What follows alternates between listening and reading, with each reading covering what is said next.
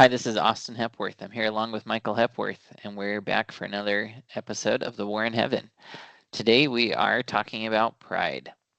Pride is one of the uh, probably problems that all of us face. It's been described as the universal sin, something that each of us has experienced, will experience.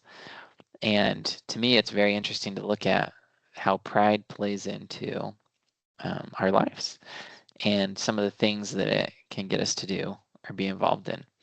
There's some very simple faces of pride. I think it's interesting to talk about just pride from a general perspective before diving into what it is.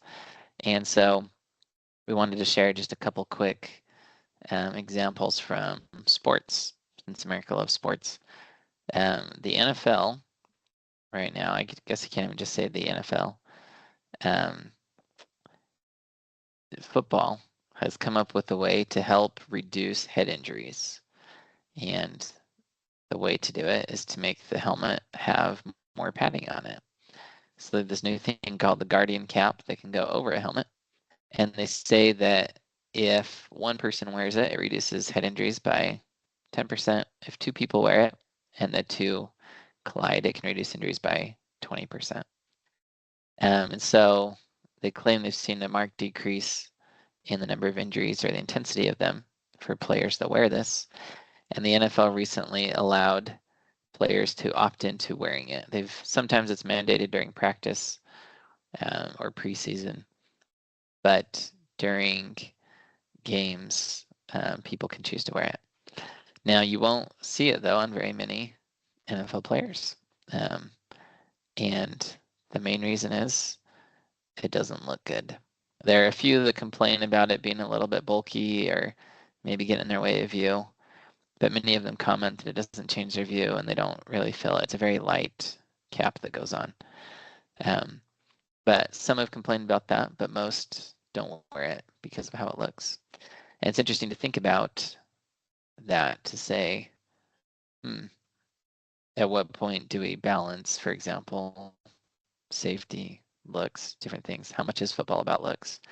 And it's kind of a little bit silly way to start talking about pride, but it's one that I think actually plays in heavily to a lot of decisions we make. I think, Michael, you have another example of pride in sports and one of the ways that may look as well. Yeah, a popular topic in basketball is free throw shooting percentage. And if there's ever a point where a certain player is doing really well, but perhaps they're a poor free throw shooter, or that becomes detrimental to the team, the subject of how to shoot a free throw usually comes up. There's a player a while ago named Rick Barry who shot free throws underhanded. He shot a really high free throw percentage. There's been um, a lot of studies looking at kind of the anatomy of the free throw and the muscles used, how the arms bend, how the legs bend. And it was determined that the underhand free throw would be more effective because the body could replicate the same movements in an easier manner with an underhand free throw than it could with the standard overhand. And that's important to free throw shooting percentage because the more consistent you can be, the more effective you can be putting the ball in the hoop. There's a lot of high profile players that didn't shoot free throws very well. Shaquille O'Neal is probably one of the more famous ones. Really dominant player, did everything really well except shoot the free throw. And he he's been attributed as saying he'd rather shoot 0% from the free throw line than shoot underhand. I don't know if that's actually what he has said, but the idea is that people don't shoot the underhand free throw because they don't like the way it looks. It's less appealing. It's when people say less manly. It's not as cool. If everybody's shooting overhand and you're the only one who steps up and shoots it underhand, do people look down on you? Do they think, wow, he can't cut it. He has to do it the easy way. He can't do it the tough way. Or so it's an interesting thing to look at because underhand free throws can be so much more effective. And there's been examples of not popular players, but unpopular players who've taken their free throw percentage up 10, 20% just by switching to the underhand free throw. It worked out really well for them. But players won't do it as a general rule, we still don't really see it generally adopted, and they prefer to continue to shoot overhand, even though it doesn't seem to be as effective. And it's really interesting because often basketball games can be won or lost by a handful of points, and these players, in order to preserve their pride, will continue shooting overhand, and they'd rather miss the shot. That hurts their pride less, I guess, than shooting underhand. And it's kind of like, grabbing the ball between your knees, shoveling it, kind of like a granny throw. But that could help their team win a game to do that. And one of the tactics is, if you have a player that shoots well, kind of like Shaq, from really close to the hoop, but doesn't shoot well from the free throw line, you foul them and then just send them to the line and let it miss.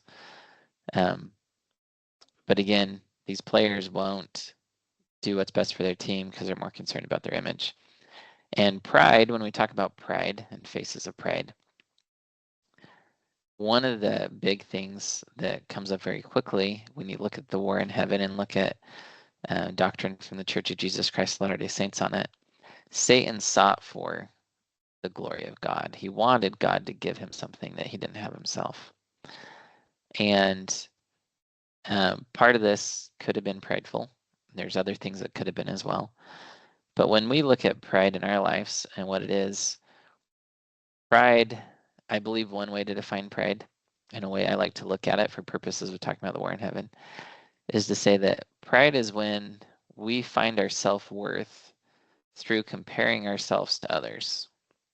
So if my sense of self-worth or self-identity comes by looking externally and saying, who am I? And I'm going to learn who I am and if I'm valuable or not by comparing myself to others. So then if I'm good at math, I start to say, ooh, I must be a smart person because I'm good at math. Now, why do I believe that? Because I look around. And it's easy then to become prideful and allow that feeling that I'm good at something to start to set my identity or worth. And so we often find ourselves on social media, for example, going, ooh, am I getting enough likes on a post? Are people responding? And we find ourselves comparing to others out there. Is my life a happy life? Well, how do we know? We look around us. And sometimes we say, well, it could be a lot worse. And sometimes we say it could be a lot better. But this act itself is in looking out and assessing where we're at and who we are based on what's around us. And pride is an act of finding value and elevating ourselves over someone by a comparison. This leads us to, if we pursue this path, we start to put other people down. We start to laugh at others or their misfortunes, and it starts to create classes or groups of people. And one of the reasons that we maintain different groups is because we find identity, we find value. If you look at it in politics, you'll often find people saying, how can those people even think that way? They're idiots. People say stuff like that because they are propping up their own sense of self-esteem or sense of worth because they know something and everyone else must be an idiot that doesn't know that or believes differently. And the antidote to pride, I believe, is to find our worth through simply being a child of God or being human. We are the same as everyone else in that sense. We're all born, we have worth. And from the grand cosmos scheme of things, my life on earth is no more important or less important to nature, to a bear, to anything natural that exists than anyone else that exists.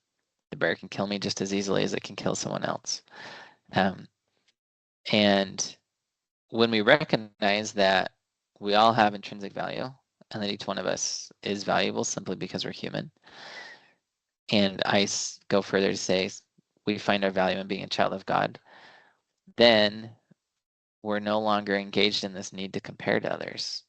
If I'm good at something, I can be good at it, but I don't have to have that be what informs my self-esteem.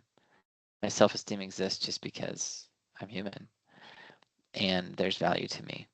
And I'm created by a God that gave me value.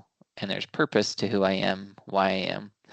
And maybe I don't feel as good looking as others or as strong. I'm definitely not an NFL strength kind of guy. There's people stronger than me. There's people with better voices than me, all these different things. But at the end of the day, there's nobody that's me. And one of the tasks in this life, I believe, one of the tests is, do we find value and do we have faith in the fact that there's something important about us? And this is, just to deviate for a second from the topic, I believe this is actually, if you connect Christ's atonement to this, so Jesus Christ atoned for our sins. He came and suffered for us so that we could be saved. If God would simply just say, oh, Austin messed up, let's just make another one of him. He's just like a robot. We'll just make another one. We'll just make another one. There'd be no need to atone. There'd be no need for God himself to come down and suffer if there was no value to who I was. But there is value to who I am. And Christ's atonement that's taught about in Christianity, that God himself would come down and suffer, bleed, die for us. He did that because there's worth to you and to me, and I can find my value in that. And when I do, pride becomes a non-issue. I don't have to compare to find who or what I am. I have value simply because I'm a child of God, and God himself atoned for me and made a way for me to be saved. And that means I have value and that you have value. We don't need to find our value in looking prettier than someone, being smarter than someone, and being part of the right group or culture. Those things start to divide us. And ultimately, pride, when we talk about faces of pride, pride creates groups. Pride creates conflict quite often. But ultimately, within ourselves, I believe that pride deceives even us and it takes away our agency. And when we talk about pride, it's fascinating to think through what happens. So I make a decision about something. It may even make me safer. It may make me a better player. I could help my team win, but I'm not going to do it if I think someone might think something about me. Or maybe I know someone will think something about me because they said it. Maybe they mocked me openly for wearing a Guardian cap or shooting underhand. But at the end of the day, if my team is winning, why do I even care if people laugh at my style or how it looks? If I'm safer, why do I care if people laugh at my helmet? And if I'm winning games, are they still going to pay me, or are they going to say, you look too silly, we're going to get rid of you? Maybe we will be in a place where they look too silly. If that's the case, then sports is very pride-based, more so than just in who wins, but in even how we look. But this is an interesting thing to think about. Do you make decisions based on what you think someone else thinks? And if that's the case, how accurate is your decision making? And are you living a life based on truth and what's best for you?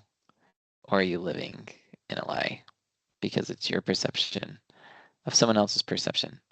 That, in my experience, all our perceptions are limited.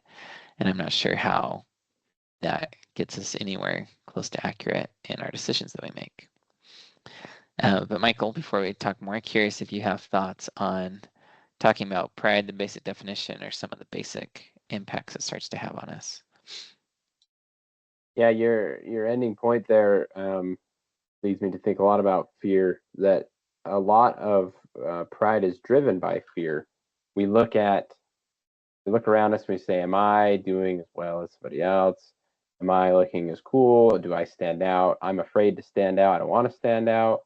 I don't want to look different. I want people to accept me. I'm afraid of not succeeding. I'm afraid that you're comparing your children to other children. I'm afraid my child isn't doing as well as another child." There's a lot of fear that drives the comparison and the pride. As we let that fear fuel us, and we start to say, we look and we're like, oh no, our child's doing great. In fact, he's doing better than all the other children. We start taking pride in that. Or the reverse of that is we let that fear really bring us down when we're like, we're not doing as well as somebody else. And we just wallow in that thought. I'm just not as good as they are. And We don't typically think of that in association with pride, but it's the same path we travel. If we end up in our comparisons to be worse off, then we start to kind of wallow in that misery. And if we end up being better off, then we start to take pride and, stand up like we're better than somebody else.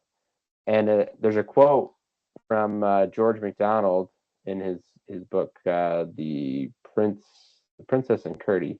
I've shared this before, but he said that the truth fear tells is not much better than her lies. That fear of missing out or being worse off, or sometimes it's truthful. Sometimes you're not as good as somebody else. Sometimes you're better than somebody else. And your fear that's leading to your comparison could be telling you a truth, but it's not doing you a whole lot of good. It's not much better than a lie that a fear might tell you. Because to your other point, our worth shouldn't be based on how we comp to somebody else. Our worth needs to be based in something else. And we fall into that trap really easily because as human beings, I think we have a desire to be better. I think that's quite natural. And an easy way to try to gauge how well you're doing is to use easily measurable factors. When you compare to somebody else, sometimes you don't do it directly, but if you have a score on a test and somebody else has a score on a test and you can compare those two scores, then you get a feeling of how well you're doing.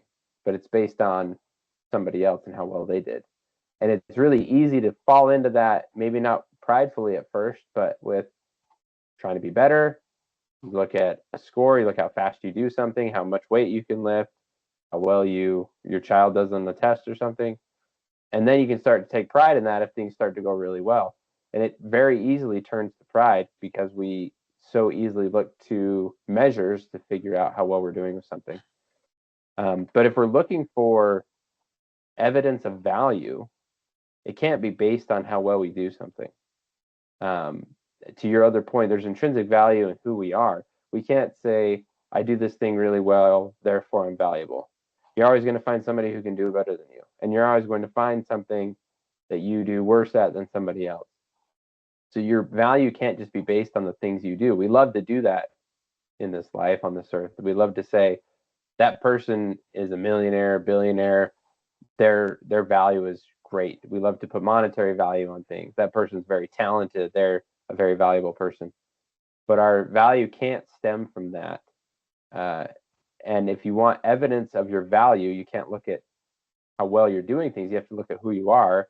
And to your point, you have to look at the fact that Christ died for all of us, according to the Christianity model.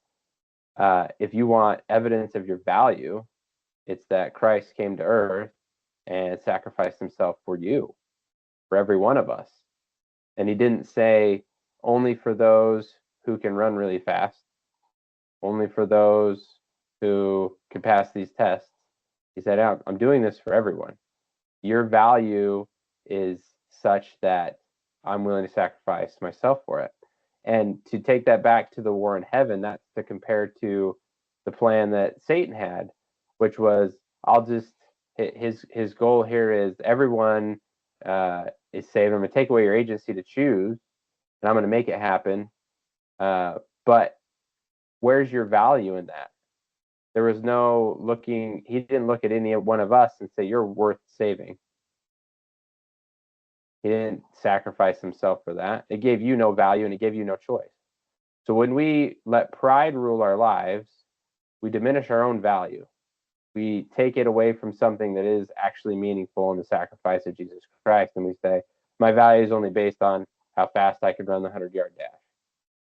And we also take away our own agency. We start to say, I think and believe this way because I believe other people think and believe this way. I'm now limiting my choice. I'm limiting my ability to act because I believe that other people are going to think a certain way about me. So we both diminish our value and we diminish our agency as we participate in those prideful actions. As we let pride start to rule our lives, our agency and our value start to diminish. Yeah, I really appreciate those thoughts. One in particular I wanted to go a little deeper into was the one talking about fear, the connection between fear and pride. And I had a fascinating realization a while ago. There are some things I've been terrified to do in life. So, for example, one of my deepest fears and things that actually produces a lot of fear inside me would be singing in public. I have a very just kind of monotone voice, and it has a very limited range on the music scale. And I have been terrified for years to sing in public. And so if anyone ever asked me if they, and no one has, probably because I don't have a great voice, but I know if they had said, Austin, would you sing a solo in public? I would just say, no, not a chance, not doing it. And I started thinking about that. I thought, why am I so afraid of singing in public? Because I watched other people sing in public who didn't do very good. I've seen some people sing at church that didn't do great. And yet they still sing. They walked away happy. I thought, how do they do that? And as I started thinking about it, I realized that my fear of doing something like that was because something inside was trying to protect me. Fear usually protects us. If you think about seeing a snake, a poisonous snake come up along the path, fear is going to go, whoa, stay back. Fear is a response to say, stay safe, warning, stay safe. And so when it came to singing in public, my fear was saying, don't do it, Austin, don't do it. And why? Because ultimately, in the pride identity system I'd built in myself, part of it was somehow based in not being one of those people that looks ridiculous singing in public, which meant I was getting value from some way I looked. But it also meant, as I delved into my mindset more, that I had harsh judgments against people who sang and didn't do well. And I realized as I thought about that, I thought the fact that I judge people harshly makes me more afraid to then go do the very thing that I'm judging someone for. And I realized that my own judgments were creating a prison within me where I became so fearful because when I judged someone and said, ooh, you didn't sing well, I then made a prison where I would never be able to sing because I was never going to look that way. And I'd rather never sing in public than look that way. And as I realized this, I tested it.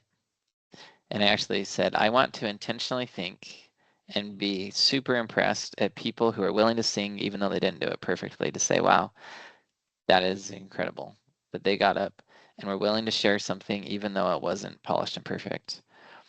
And as I intentionally started to do that, my fear of singing in public went away.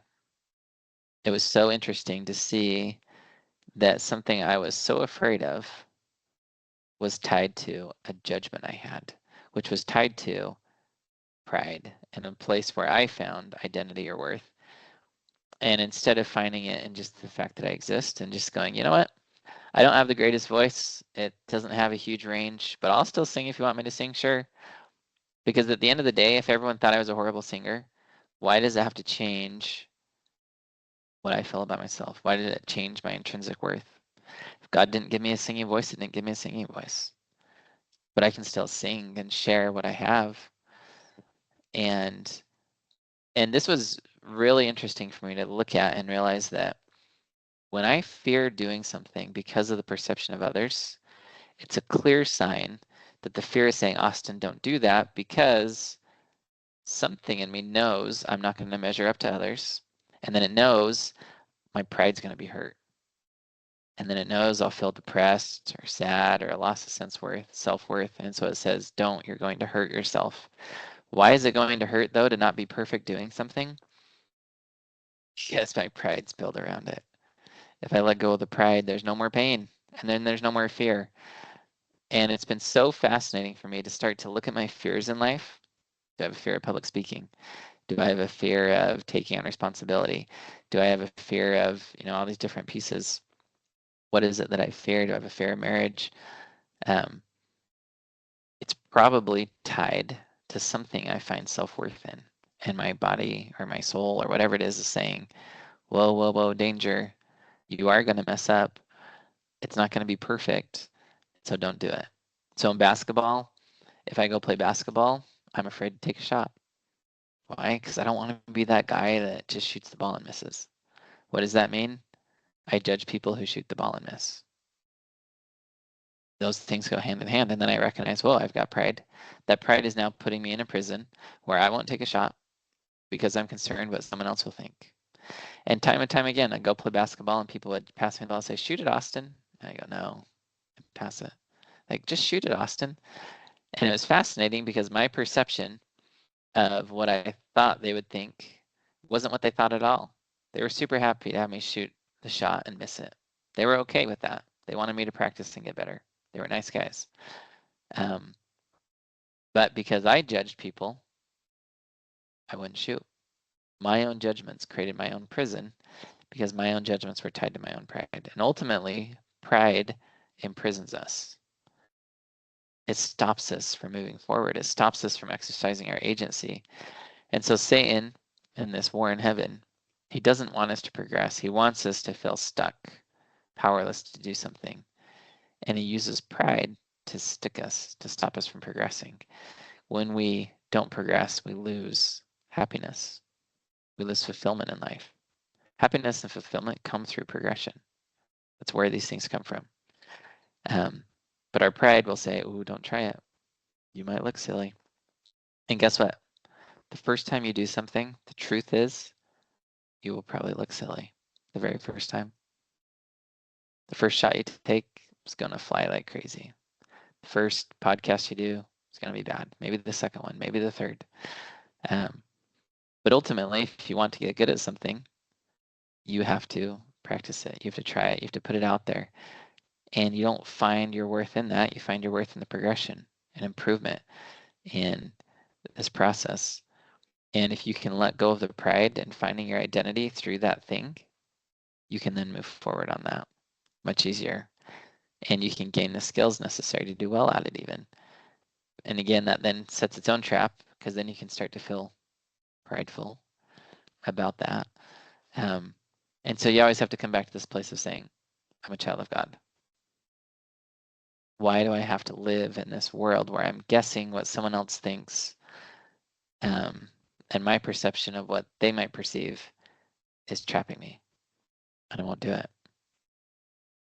Well, why not?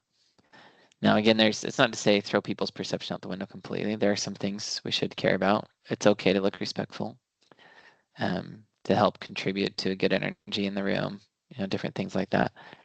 And there's other areas to go into, but I'm talking specifically about things that are appropriate, like singing. Well, why don't I try and sing? And it was interesting too. I read a story one time about a guy that he had a similar thing where it was karaoke night and his friends had gotten together and they were all a close group of associates and each one sang a song, karaoke song. And then it came to him and they said, hey, go for it. And he said, no, won't do it. And again, this one resonated with me quite a bit because I'm kind of the same, or had been for quite a while. And he said, no. And he said it totally killed the whole jovial nature of the situation because from his perspective, what is signaled to everybody else was, I don't trust you enough to open up. You'll mock me, you'll hurt me. And the group, the friends, had all opened up and had sang, even though they weren't perfect, and sang a song, on their karaoke night. But he didn't. And it communicated distrust to those around him. But the reason he was fearful of that is because he was perceiving what he thought other people might perceive. And that was trapping him. And this pride of where he found his self-worth was trapping him from just participating, laughing, being a little silly, because he was concerned about that. And there's more to life than just fitting in. We're not talking about this just to say, oh, just go be yourself or something. It's more to say There are things that we should do, and we know we should do, and there's a lot of good in this world that needs to be done, but we don't do it because we're concerned about what someone thinks. And that comes because of pride, and because we may judge people harshly that same way, which then produces fear, because the fear says, whoa, don't do that or else it will damage your image of yourself. And ultimately, we then work to protect our own image, which we created. And if we even take a step back and realize how silly that is, if some people will say, well, I'm really good at basketball. Yeah, and I'm sure that anyone that's really good at basketball worked and practiced, but they were still born with a skill that some other people didn't have. People that are good at singing have a great voice. I don't have a great voice. And it's not the worst voice in the world, but it's not a beautiful voice that people just want to listen to. And yet God made me. And God gives us these things. We don't know of anything. We have nothing to say that, oh, I earned my mind, or I earned my voice, or I earned my strength. These things are all passed down to us. They're gifts. And God gives them out severally. And just because we have a gift means, yeah, we should use it. We should help others. We should share it.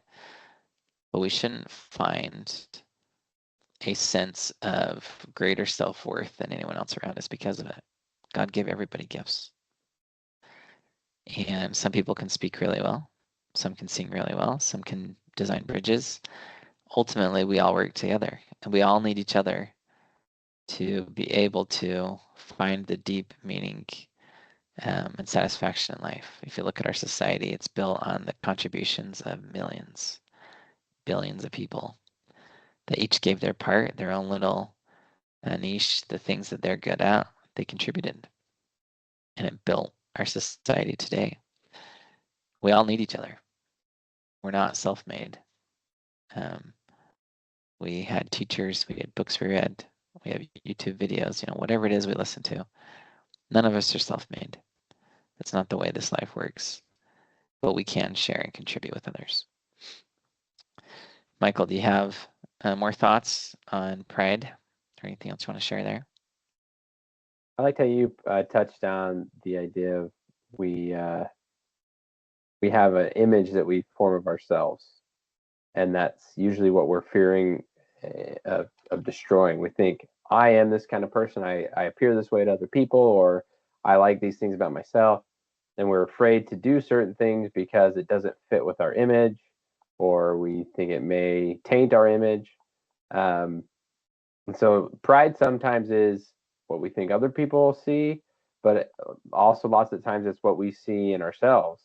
So an example of this is for me in high school. I went to high school after a couple of my siblings who did really well. They worked really hard.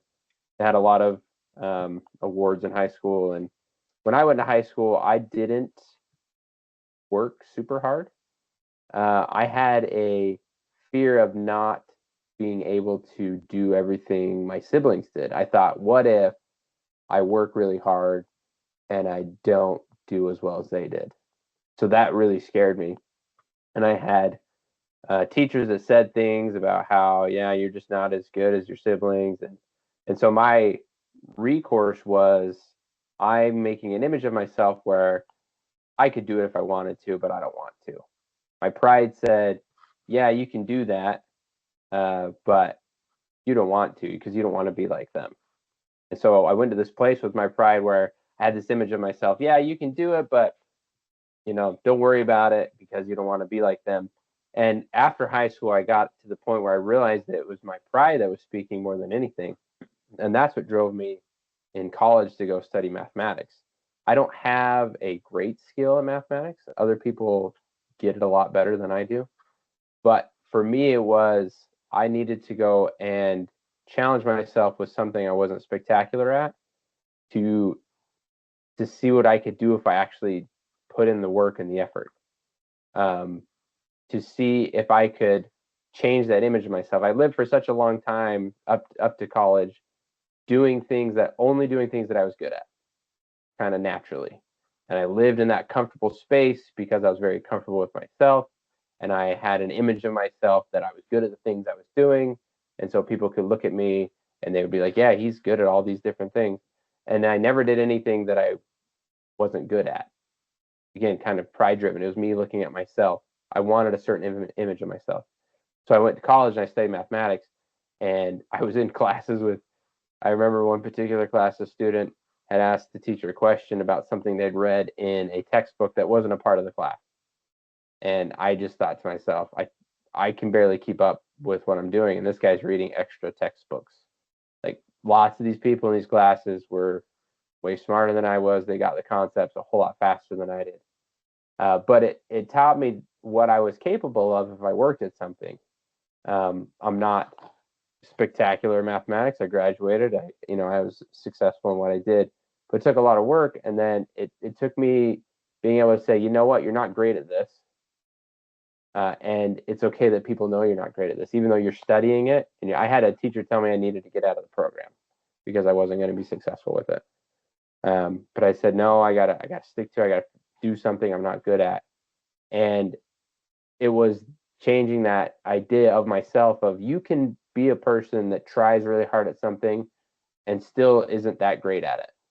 Like, that's okay, because you don't have to compare yourself to all those other people in college with you who are getting it and understanding it. You just have to compare yourself to who you were yesterday. So every day, could I say, did I become a better person at mathematics today than I was yesterday? And then I could say the same thing the next day.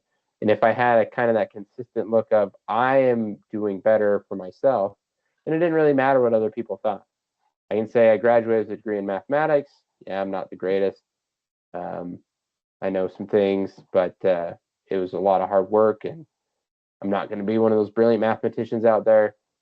And it allows you so much more freedom, because I can say those things and be okay with it, and know that if I put in the work, I can do a lot of things that otherwise I would have been too afraid of. Hey, put in the work, fail. You're not a brilliant mathematician. You're a failure. It's not that way. If you're only comparing yourself to yourself, I'm getting better than what I was yesterday.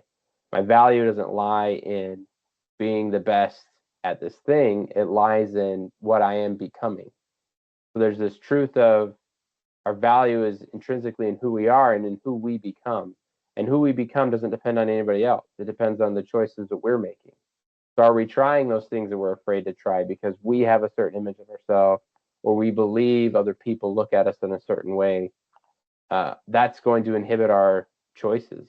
We need to understand, let's make these choices that make us a better person. And it doesn't matter what other people think. It doesn't matter what our pride says. Our goal should be, what are we becoming? Because that's where our value lies. Yeah, I really appreciate the example to help illustrate the way that this, and it's fascinating to see how powerful this becomes in our decision making, where it will alter the course for someone, causes like essentially not to try something. And this is a fascinating thing I've realized with people quite often. They refuse to try because the risk of failure. And they go, well, what is the risk of failure? Are we talking like you're going to lose money? Or are we talking that some people might laugh? And overall, if some people laugh and it satiates their pride, what have we really lost? But we get stuck. We get so stuck. And again, coming back to this light and darkness, light, I believe, comes to us and exists inside of us as we try. God doesn't expect us to do things perfectly. He didn't send us here to only succeed.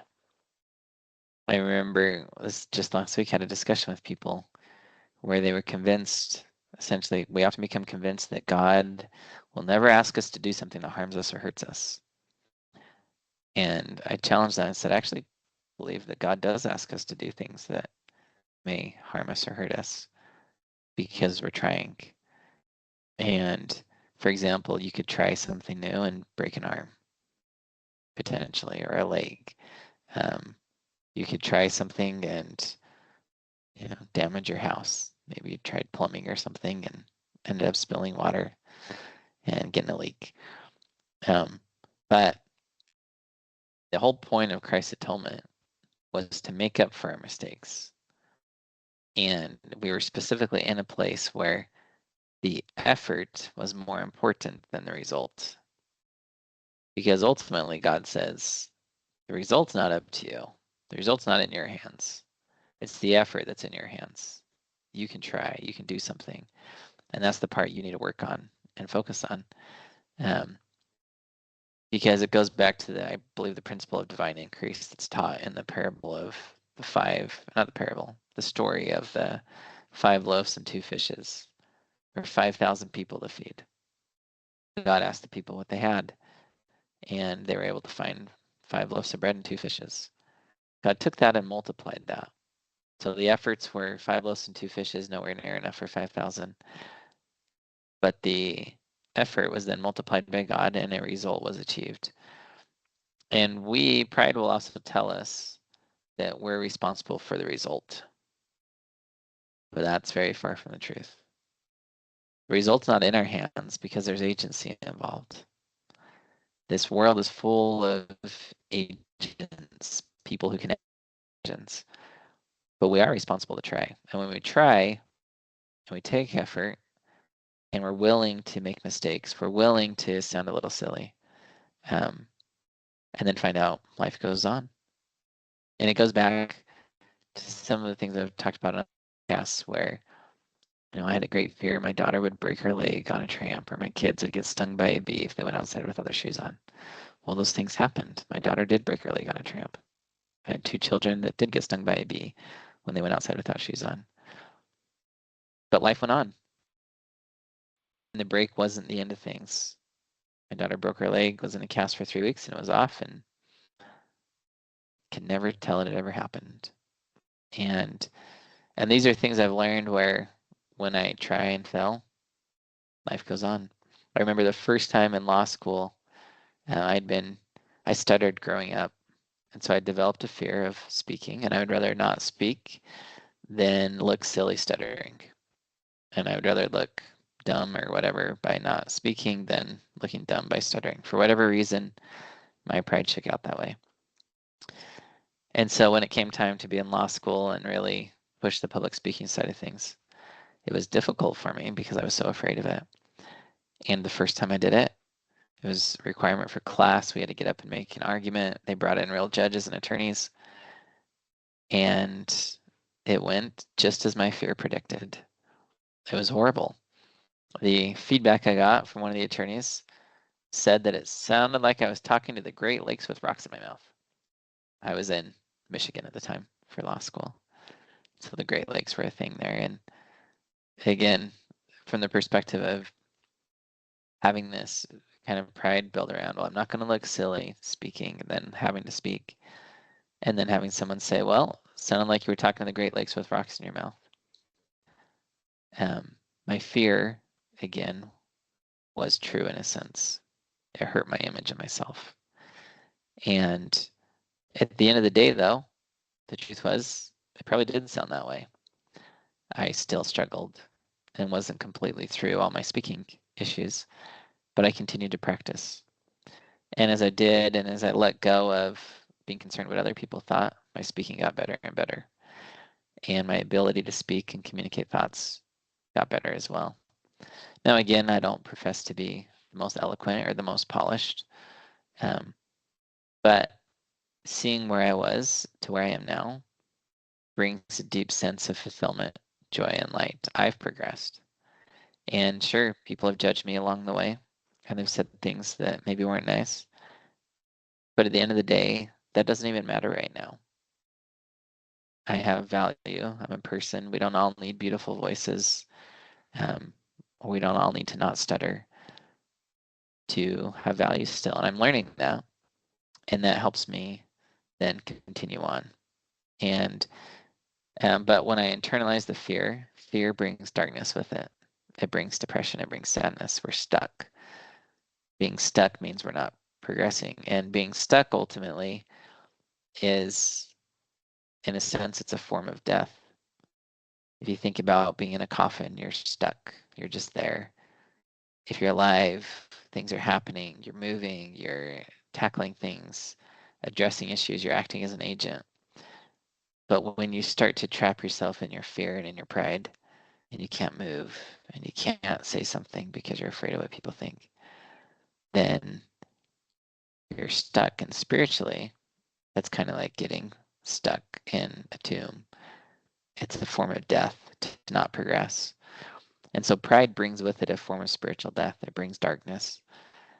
And that darkness impacts us, it hurts us. And when I look at our world and they talk about the impacts of social media, I say, well, I think a significant part we're missing is that social media exacerbates this pride condition. And we're finding our self-worth and value in the wrong places. And as we do, the fear goes up, our anxiety goes up, our depression goes up, because now we're stuck in these boxes that we've created for ourselves. And the way to break out of that is to accept the fact that God loves us. We're his children. We're all equal. And just because I don't do something perfectly doesn't mean that I'm any less in value. Or just because I do something well doesn't mean I'm any more in value. And I hope that the stories shared today help you think about those things and help you realize that perhaps when you really fear something, follow it through and say, why do I fear it? What's the loss that comes? And you'll probably identify one of the faces of pride inside you. And you can then look at that and start to go through and say, okay, there are ways to address this. There's ways I can change my thinking. And as I do, I become more free. I become more of an agent. Michael, do you have any final thoughts for us before we wrap up today?